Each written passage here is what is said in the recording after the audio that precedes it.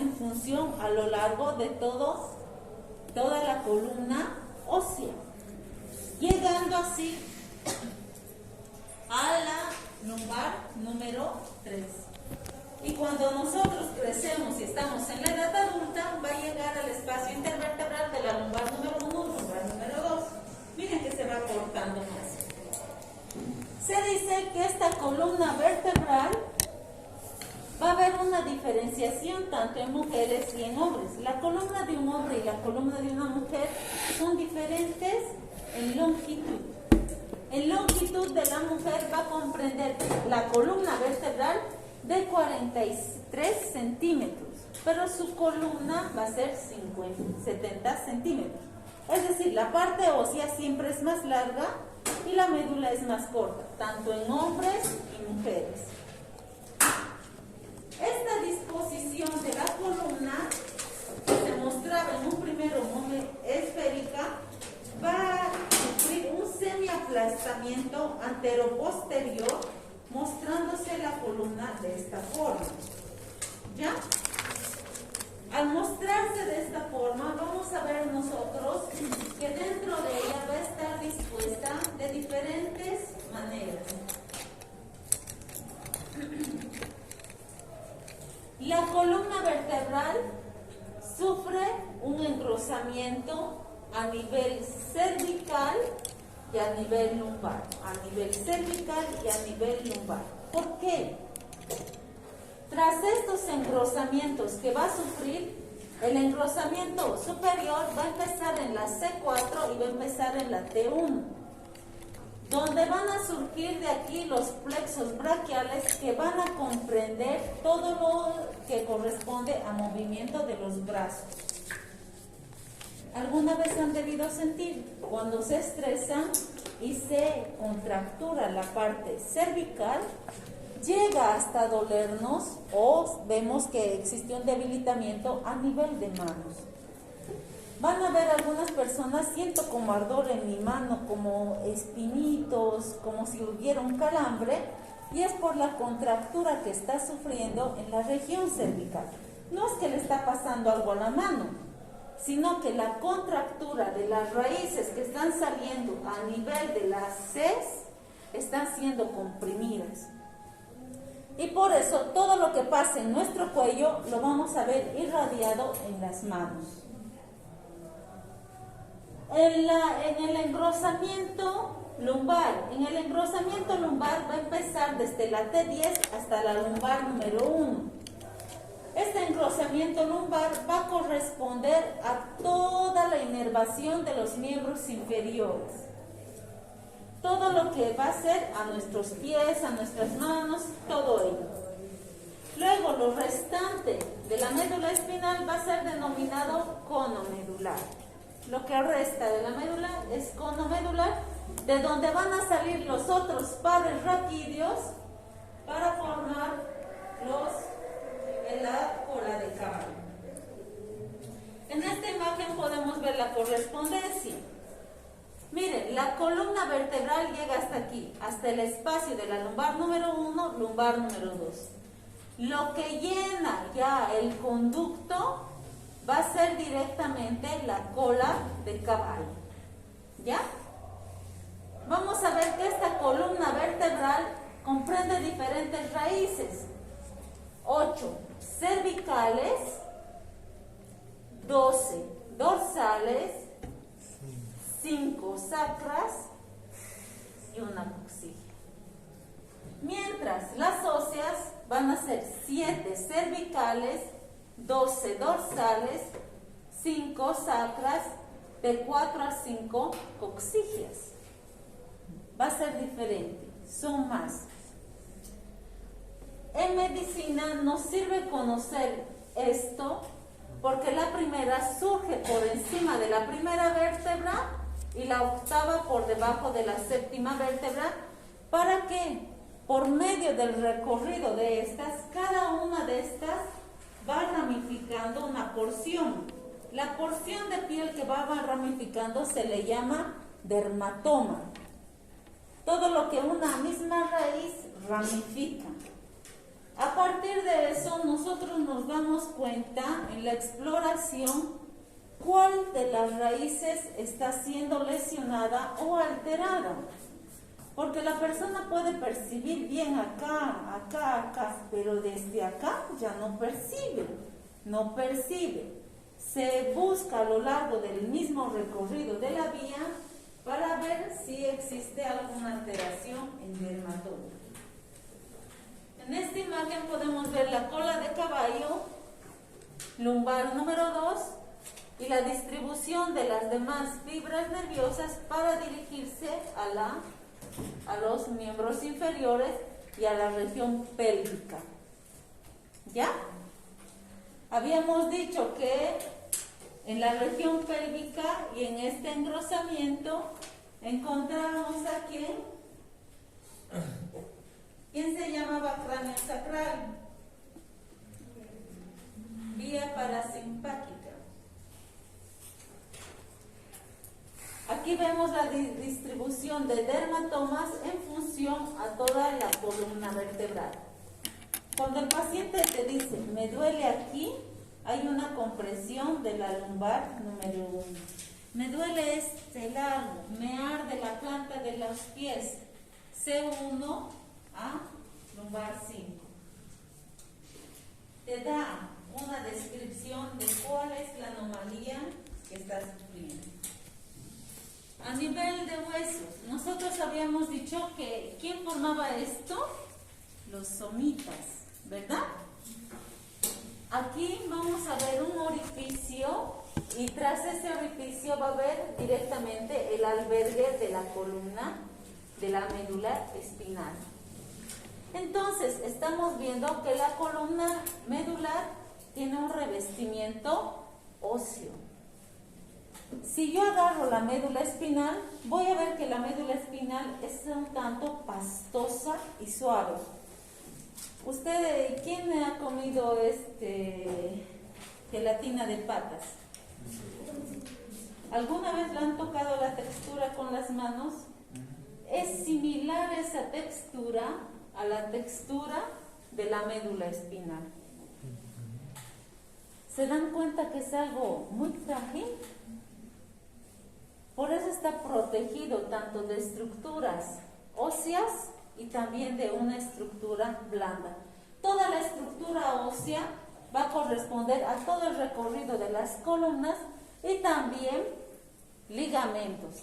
El ligamento amarillo que lo va a proteger en la parte anterior, y vamos a ver que en la parte del recubrimiento blando vamos a ver diferentes capas. Cuando yo veo la médula espinal, esta médula espinal va a estar protegida de una estructura blanda. Supongamos,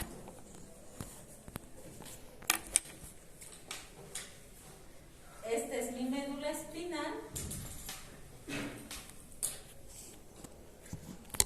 De afuera hacia adentro, ¿dónde está el otro marcador?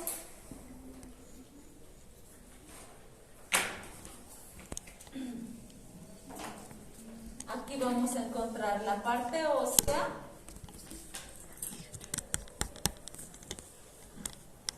Vamos a ver que la médula espinal tiene un diámetro más pequeño que el conducto medular. La que va a estar más hacia afuera en disposición a la parte ósea va a ser la dura madre. La dura madre va a estar formada por tejido conectivo denso e irregular. Esta disposición de tejido conectivo denso e irregular le da a él como una estructura más firme, más gruesa, que la protege. Después va a tener otra cobertura y su siguiente cobertura va a ser la aracnoides.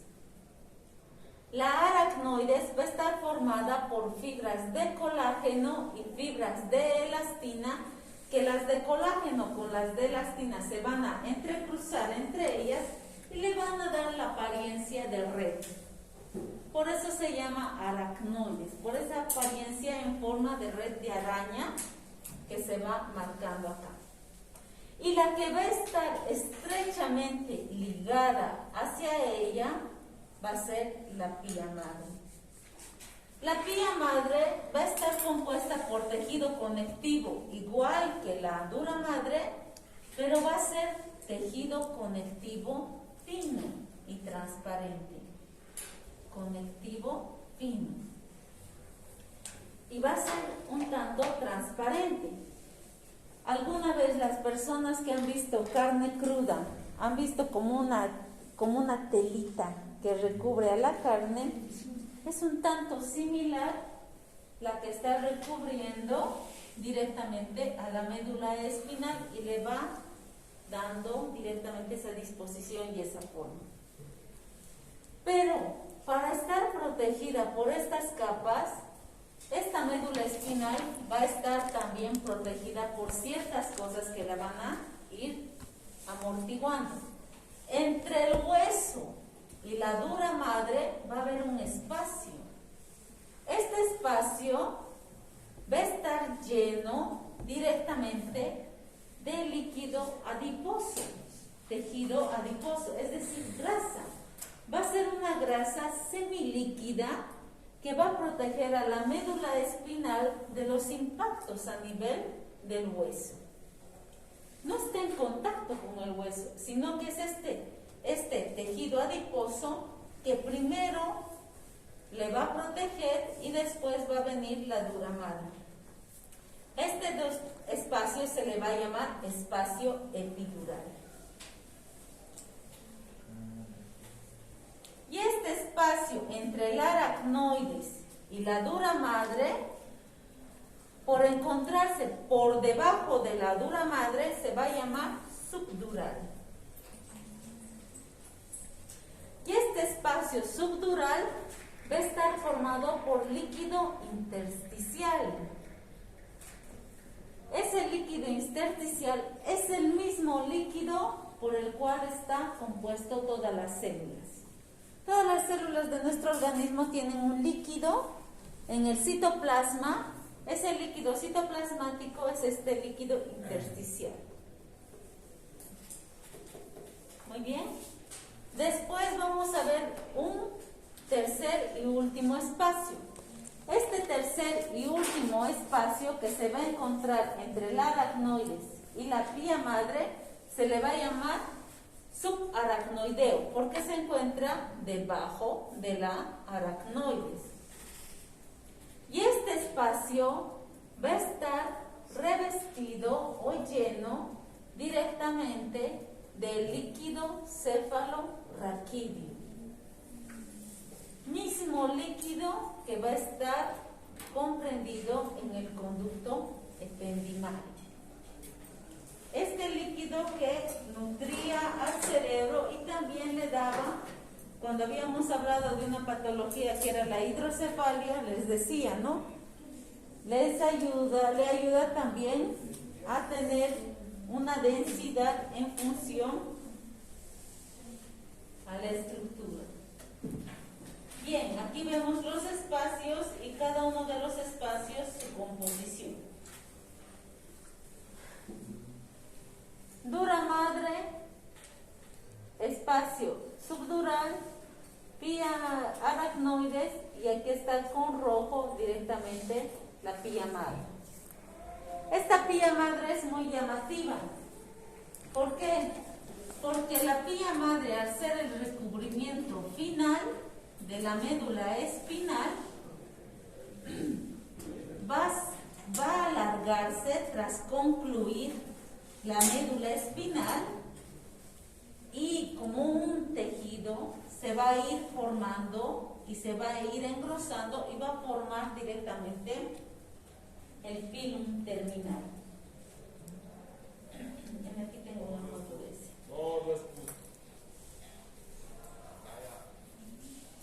Nos salimos, ¿verdad? Sí. Va a formar el filum terminal que, como les dije, si la médula espinal termina antes de nuestra columna, la médula espinal puede quedar suspendida Y para no quedar suspendida, ¿qué es lo que pasa? Este va a ir y se va a adherir hacia la parte ósea del coxis para fijar a la médula espinal en una estructura. ¿Entendemos? Va a ser una parte más ligamentosa y la va a fijar. La voy a pasar nuevamente.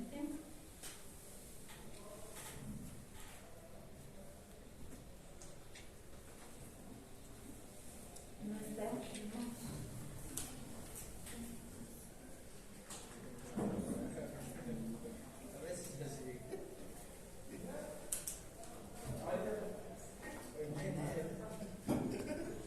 Muy bien. Aquí vemos al filum terminal que directamente va a fijar la médula espinal a nivel coxígeno.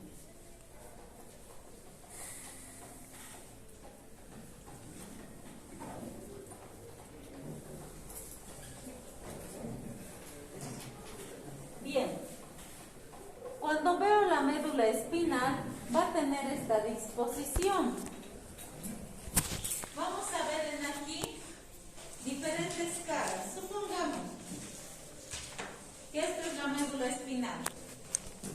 Tengo una cara anterior, una cara lateral, otra cara lateral y una cara posterior. Tenemos diferentes caras. En su cara anterior, yo voy a ver en la médula espinal, a diferencia de otra, supóngase, voy a ver un engrosamiento, una línea media, que se va a llamar línea longitudinal medial, pero va a ser un poco amplia, unos milímetros más amplia. ¿Por qué?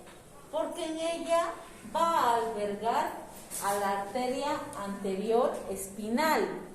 Es decir, la arteria que va a ir a inervar, a nutrir a todo el cerebro, va a estar metida en este orificio. Por eso tiene esta abertura que nosotros estamos viendo acá. En la parte posterior vamos a ver el surco longitudinal posterior, pero este va a ser estrecho en comparación al anterior. Después, nosotros vamos a encontrar en las porciones laterales los surcos lateral anterior, el surco lateral posterior. Estos, a diferencia de los surcos medianos, no son tan profundos. ¿Y quién le da la profundidad? Directamente las fibras nerviosas. Las fibras nerviosas que van a ingresar acá le van a generar esta complexura de hundimiento, mientras estas van a ser más superficiales por la salida de la vía en comparación a las posteriores. ¿Se recuerdan arco reflejo? Ingreso de la sensación, salida de la sensación por medio del surco lateral. Pero en aquí vamos a tener un surco intermedio, a diferencia de estos dos. Jóvenes, estamos pasando clases, si podrían apagar el sonido, por favor. Es el surco intermedio. Este surco intermedio va a dividir directamente a todo el conducto. Miren, aquí vamos a ver dos tipos de sustancia que van a ir formando a la médula espinal. La que estoy pintando con rojo es sustancia gris y la que está con negro es sustancia blanca. ¿Qué diferencia hay entre sustancia gris y sustancia blanca? ¿Qué diferencia hay? Jóvenes, ¿se recuerdan cuando habíamos llevado nosotros a la neurona? ¿Cuáles eran las partes generales de la neurona? Soma, axón y las dendritas, ¿verdad? ¿Qué característica tenía el axón? La vaina de mielina.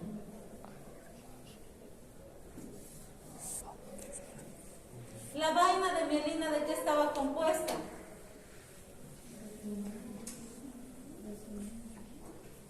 Lípido proteico. Y las grasas, se dan cuenta, es un poco blanquecina, ¿verdad? Entonces, esa blanquecinidad le va a dar esa disposición de apariencia a esta estructura. ¿Esto qué me quiere decir? Que aquí yo voy a ver cuerpos neuronales porque no están revestidos directamente de vaina de mielina, pero aquí en la sustancia blanca sí voy a ver estructuras y fibras revestidas de vaina. Por eso le da la apariencia a este contorno de blanca y a esta de gris, porque los cuerpos neuronales están aquí adentro y las raíces, los axones están acá. ¿Ya? ¿Entendemos? Por eso su disposición. Entonces nosotros encontramos una estructura gris y una estructura blanca en medio de la médula espinal. Pero vemos que tenemos, miren jóvenes, una estructura gris en forma de H. Esta estructura gris en forma de H la vamos a clasificar según sus prolongaciones. Esta prolongación nosotros la vamos a llamar hasta posterior y a esta le vamos a llamar hasta anterior. ¿Cuáles eran las funciones del sistema nervioso? Las generales, en general.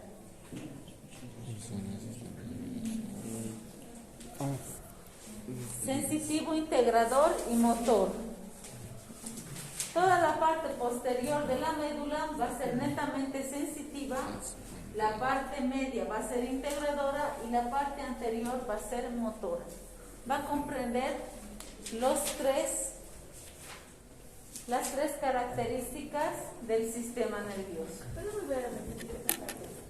Claro. Cuando habíamos hablado del sistema nervioso en general, habíamos dicho que tiene una función sensitiva, una función integradora y una función motora. La médula espinal va a disponer de estas tres características del sistema nervioso, porque toda su parte posterior va a tener una función sensitiva, su parte media va a tener una función integradora y su parte anterior va a tener una función motora. Por eso dispone de las tres características del sistema nervioso. Características de la sustancia gris. Si vemos cómo está esta formación del asta posterior, esta asta posterior es delgada y alargada, mientras la anterior es ancha y sus extremos son más rugosos, ¿no? Tiene esa diferenciación. Pero vamos a ver dibujos así y vamos a ver otros dibujos que tienen esto. ¿Qué es lo que pasa? Estas son las astas posteriores, astas anteriores y estas van a ser las astas laterales, porque están a los extremos. Estas astas laterales, a diferencia de las anteriores y posteriores que están a lo largo de toda la médula, estas solo van a estar dispuestas en ciertos niveles de la médula espinal. Ahora recordemos, Cuando nosotros llevábamos el tema cuando llevábamos la división del sistema nervioso, el autónomo, ¿en qué se dividía? En simpático y parasimpático. ¿El simpático qué disposición tenía?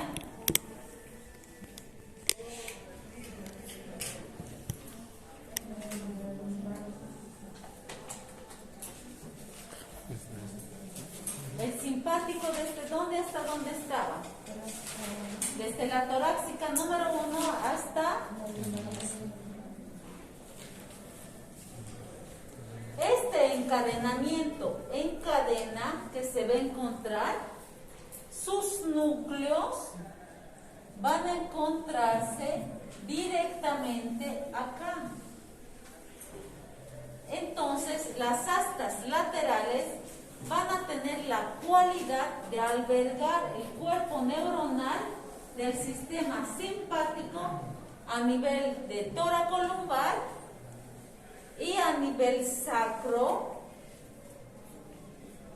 2 a sacro 4, va a tener esta la función parasimpática. Toracolumbar, simpático, sacra, parasimpático. Su asta lateral. El asta lateral, según su ubicación, va a ser simpática o parasimpática. Bien. Viendo nosotros la sustancia blanca, esta sustancia blanca, jóvenes, va a tener dos tipos de células. Toda esta sustancia blanca va a tener células radiculares y células cordonales. ¿Quiénes son las células radiculares? Radiculares, jóvenes, van a ser directamente ese conglomerado de neuronas que nosotros hemos hecho mención en el arco reflejo. Porque venía, entraba y salía y generaba como una formación de arco, por eso se le llama radicular. Las cordonales, también hemos hecho mención de las cordonales. Porque estas cordonales, vamos a ver que se van a encontrar también en la sustancia blanca, pero tienen características. En el examen yo les pregunté qué era fibra nerviosa. ¿Y qué era fibra nerviosa? Toda prolongación de la neurona, que podría ser dendrita y podría ser axón. ¿Qué era un haz? Un conjunto de fibras nerviosas, pero tenían una característica el haz. Si aquí se originaba, en el mismo lado terminaba. Era homolateral. El fascículo, ¿qué característica tenía? El fascículo iniciaba en un lado, era más grueso que el haz, iniciaba en un lado y concluía en el lado contrario. Habíamos hablado de cordones igual. Si este es el haz, este es el fascículo, este va a ser el cordón. Y por ser tan grueso el cordón puede albergar haces y fascículos. En aquí nosotros vamos a ver cordón anterior, cordón lateral, cordón posterior. Entonces, aquí y aquí va a haber haces y fascículos que lo van a componer. Pero en este conglomerado de fibras, ¿qué va a haber? Va a haber de tres tipos: las tautómeras, las hecatómeras y las heterómeras. Esas estaban también en el examen, jóvenes. ¿Cómo eran las tautómeras?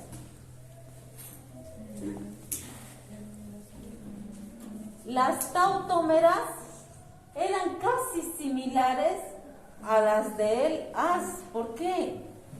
Porque casi su vía se mantenía en un mismo lado de la hemimédula, ¿no? Después venían las hecatómeras. Las hecatómeras iniciaban en un lado de la médula, el cuerpo neuronal se quedaba ahí, la cabeza de la neurona, pero sus prolongaciones superiores pasaban al otro lado. Muy diferente de las heterómeras, porque la heterómera, ¿qué hacía? Iniciaba en un lado, su cabeza se disponía en el otro lado de la médula espinal, pero sus otros haces se marcaban hacia el mismo lado de origen. Ocurría el cruce solo de la cabeza del cuerpo neuronal, ¿no? Entonces veíamos dos tipos de células, radiculares y también cordonales. Esas son las cordonales.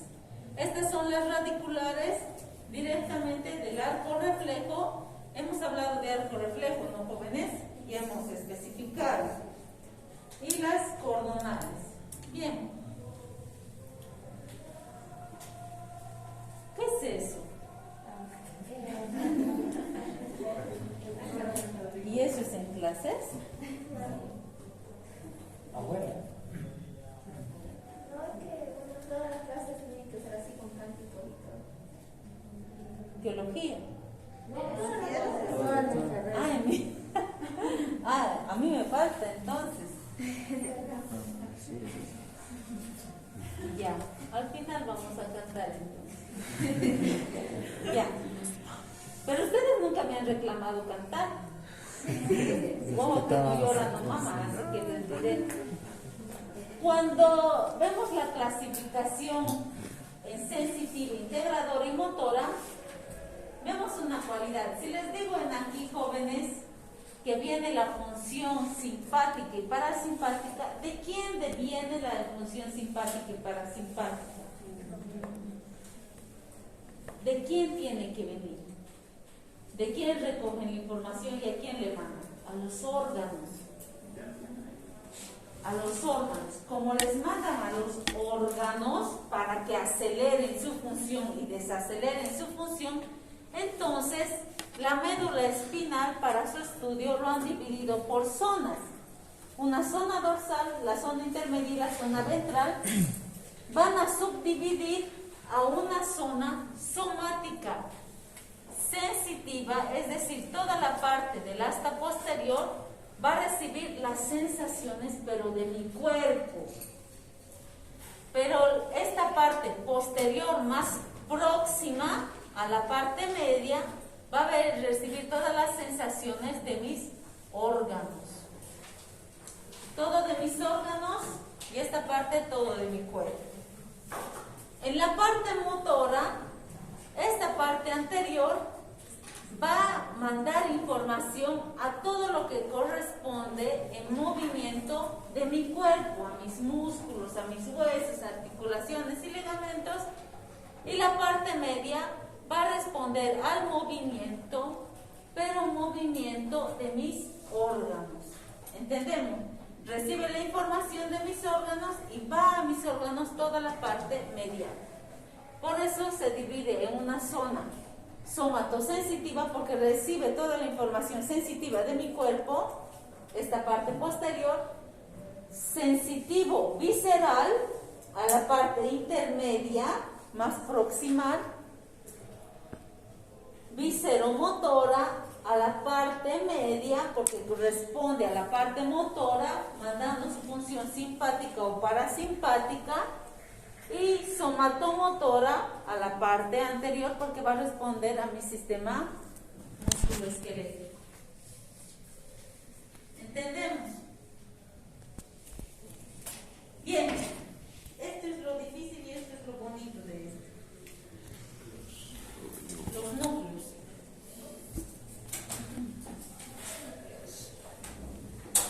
Vamos a ver que la médula espinal, la sustancia gris, esta es una lectura general de sus funciones.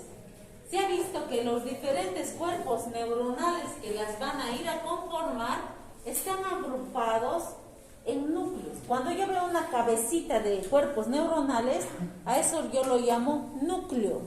ese conjunto de cabecitas, porque esas neuronitas van a tener una misma función.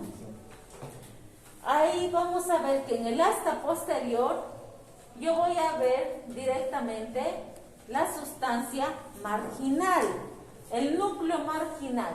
Después va a venir la sustancia gelatinosa, luego el núcleo propio, luego el núcleo de Merkel y de Meissner, que van a estar dispuestos ahí. ¿Qué funciones van a cumplir cada una de estas? Si toda el asta posterior tenía una función sensitiva, la zona marginal va a corresponder al ingreso de toda esa información sensitiva. En aquí, el gelatinoso va a ser llamado también núcleo de Rolando gelatinoso, que va a mandar información del tacto, de la temperatura, del prurito, que es el escozor que nosotros tenemos, el cosquilleo y también de la sensación sexual. Van a encontrarse hasta acá. Y el núcleo propio va a tener y va a acompañar todas las funciones que corresponde al gelatinoso. Va a acompañar en el tacto, a lo térmico, al prurito, cosquilleo y al sexual. Pero este de Merkel, que está más próximo y visceral, este va a corresponder directamente a una sensibilidad profunda inconsciente. Es decir, nos va a mandar una información propioceptiva. Al decir propioceptiva, es decir, a esta noción inconsciente del posicionamiento de mi cuerpo y del equilibrio. Va a estar acorde a Merkel. Después voy a ver que en el dibujo no está, pero va a estar dispuesta aquí otro núcleo que se va a llamar el núcleo lateral. Este va a corresponder a todos los reflejos que yo voy a tener. Cuando me hacen la prueba de refleja, entonces responde directamente a este núcleo, el núcleo lateral. Después, vamos a poner sus señalizaciones. De ahí está el núcleo lateral.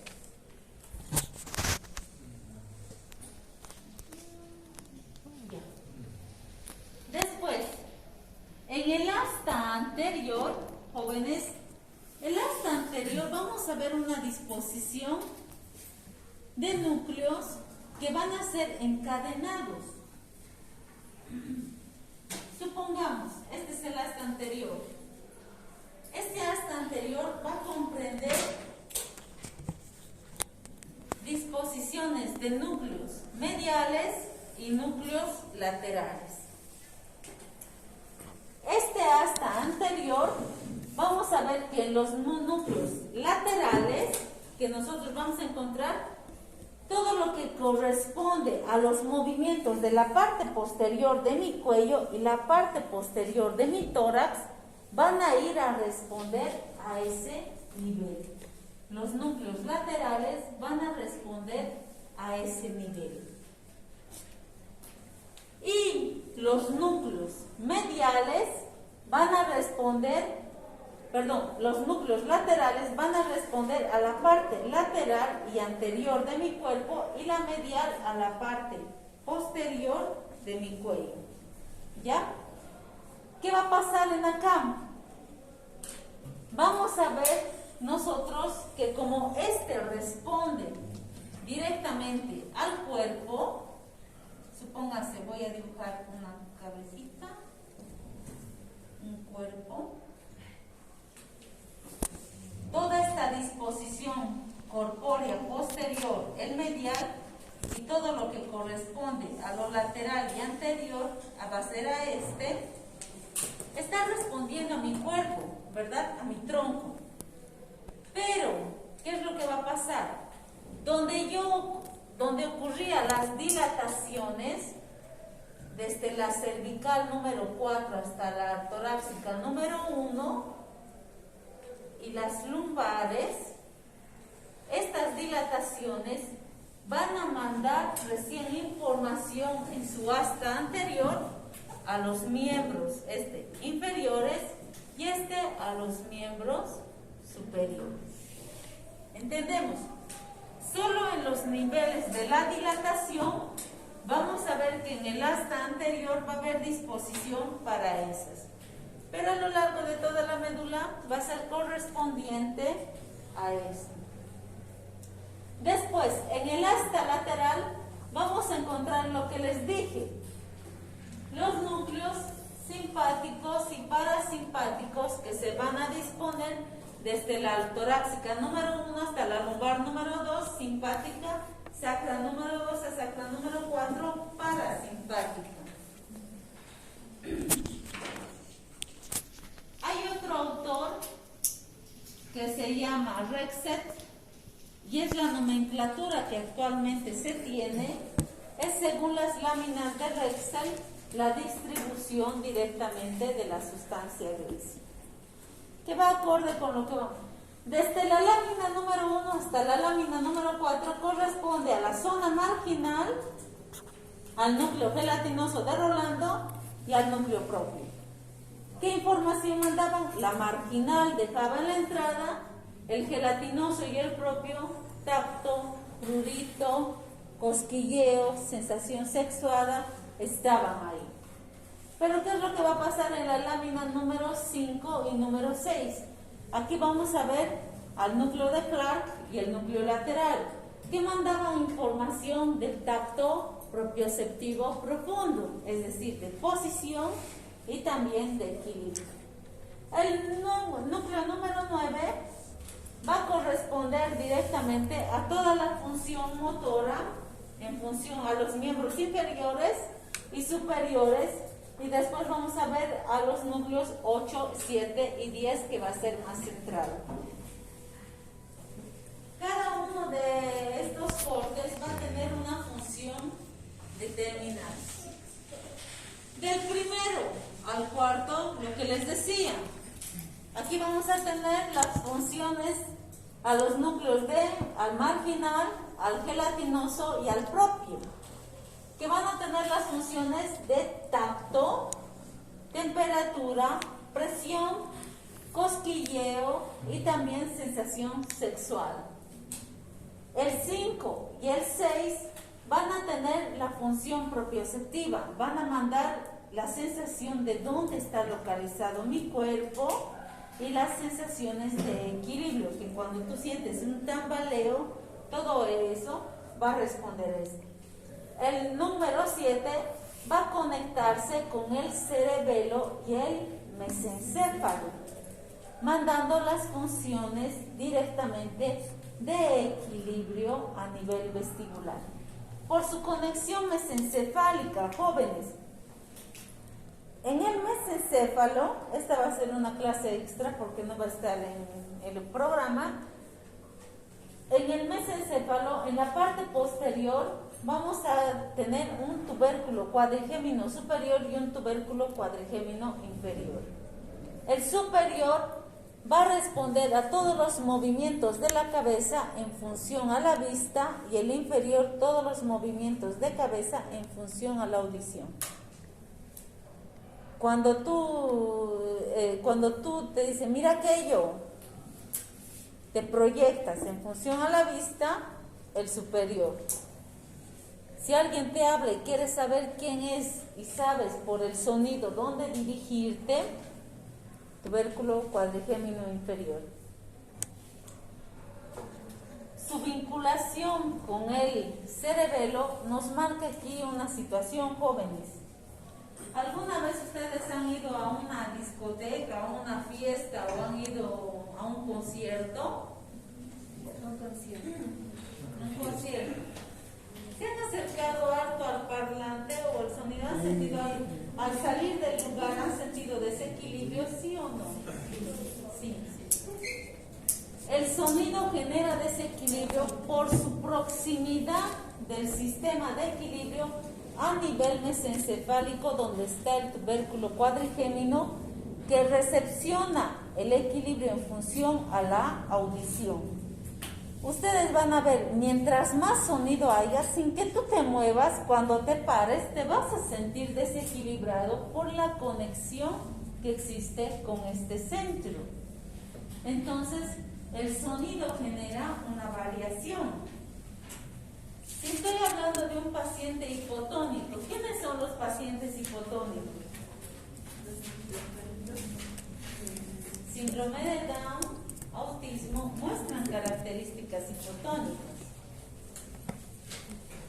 Hay que tener mucho cuidado con la exposición del sonido para la respuesta corpórea que van a tener, más allá del hecho de que la sensibilidad auditiva en el autista es bien alta. Así que para su sensación de equilibrio tampoco es bueno poner sonido fuerte. El número 8 va a tener una naturaleza motora por encontrarse en el asta anterior, y el 9, lo que les dije, va a tener una predominancia motora porque en ella se van a albergar los núcleos directamente de las alfa-gabamotoneuronas. Y la parte medial va a ser de movimiento propioceptivo. Hasta acá, hasta las láminas del Raxel. ¿Alguna consulta?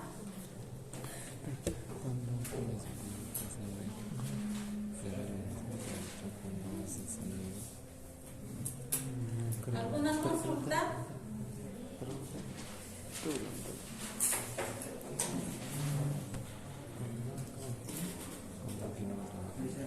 Dígame. Entonces, la médula espinal estaría formada también de nervios, ¿o no? ¿Está? Todo estos son conjunto de núcleos, cuerpos neuronales, y la agrupación de los cuerpos neuronales son diferentes. Aquí están las vías, las que vamos a trabajar después. Las vías de aferencia y las vías de eferencia. Ahí están. Hasta láminas. ¿Estamos bien? Digan ahora o no, porque después vías es más complejo. En grupos, vamos a hacer una actividad. Ah, es grupo, ¿no? En grupos.